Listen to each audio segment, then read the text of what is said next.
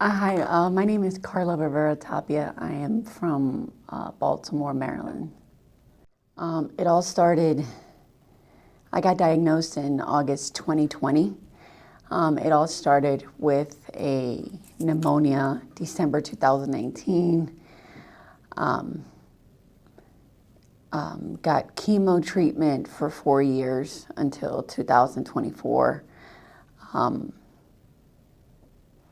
In between there, it was between chemotherapy trials. If one didn't work, they went to another.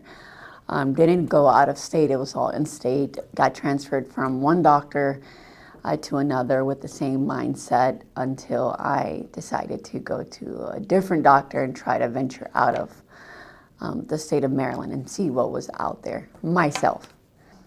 It was mucinous adenocarcinoma, non-small cell lung cancer, stage 4A. Stage 4A because it had metastasized to both lungs, but not outside. No, I'm cleared. I actually took my port out this week, so that made me feel so much better. Wow, that's amazing. I got here August 14th. I actually got sick July 26th and was in the hospital for 2 weeks. In those 2 weeks, I got accepted from Johns Hopkins, got from one hospital to the airport to here at Northwestern to start the pre-workup. Surgery was September 12th, so a month later. Wow. I went ahead and researched lung transplants. I know that Johns Hopkins had lung transplant, but unfortunately it was not for cancer patients. That mindset stayed on me because of my boss who told me of one of his clients had a lung transplant. So I went ahead and ventured out, found out about Northwestern, went ahead and I guess requested a review of medical records, and gladly I got accepted because my cancer hadn't spread out. I feel amazing. I feel like I did like if I was in my early 20s. How were you feeling before? Oh, I felt I couldn't move so much. I was on oxygen. All of a sudden, my body deteriorated. Since July 26th, I needed oxygen to move everywhere. It felt like I was closer to the end because I couldn't breathe. It got to the point where I couldn't even put on my clothes. I couldn't walk so far without getting tired. I would go to the bathroom, even with oxygen, and come back and just like sit there and like try to catch my breath. Oh my God, it's a miracle. It's hope. It's a new life. It's a rebirth of such, because not being able to breathe makes you feel like your breath can go in any minute. It can be in your sleep. It can be during a walk. You can just not have it anymore. And then just having this, it felt like, for me, it felt like that, a miracle. It was a hope. It was a rebirth. Here in Northwestern is definitely amazing, very communicative. They let me know of everything, of every blood work, of every CAT scan, anything, any outcome that may happen. Like yesterday, I went to the doctor, and if a study comes back not good, they let me know of everything so I can be aware of what might be coming up next. My first encouragement, my healthcare professional, was when I finally transferred to Johns Hopkins from University of Maryland at Johns Hopkins. I felt they were more on top of my treatment, where the day that I went to the hospital and got sick, my doctor, instead of giving me chemotherapy, noticed that I had an infection and decided to send me to the hospital. And while I was there waiting to go to the hospital, they gave me treatment inside the cancer facility. So they work as an urgent care as well for us cancer patients.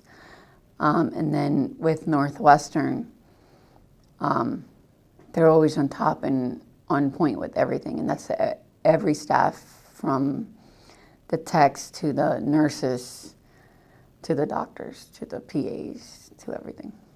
I think the wait to get on the transplant. Like you get the letter and then it's like you want it right away. And then it's frustrating because you're not in your hometown near your loved ones.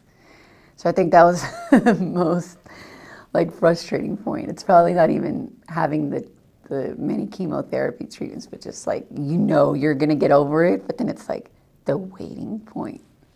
I think it was 2 weeks.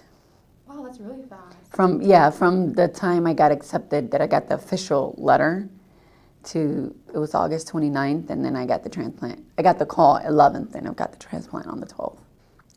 They switched me out to so many. None of them, unfortunately, did work. It worked. It only worked in the sense that it didn't get bigger. It kind of like, what's that word? It kept it from growing, but not getting bigger. Because during the time that they had stopped and then tried to find a new drug, of course, unfortunately, it got worse.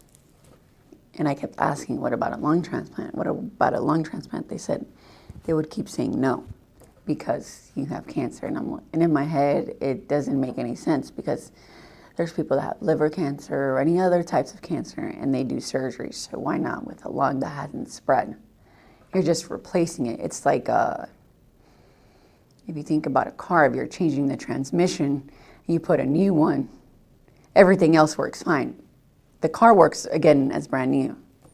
To advocate for yourself, because I know that we always should trust the doctor, but having more brains behind it, especially the person should always listen to their body or research themselves, because that can also help the doctor know more, not just like, they get to know more through their patients as well.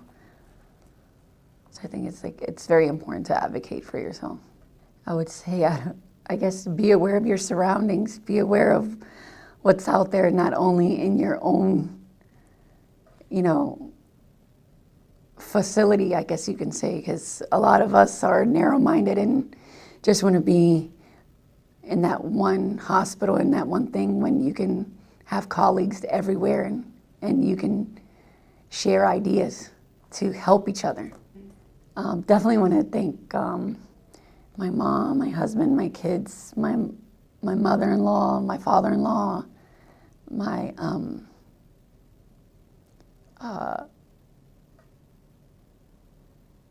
sisters and brother-in-laws and nieces and nephews, and all my family and all my friends that have been keeping in touch with me throughout these 4 years that I haven't been able to meet them because of treatment. They get too tired or just trying not to get an infection. COVID made it a little bit more difficult for me to be an outgoing person that I am.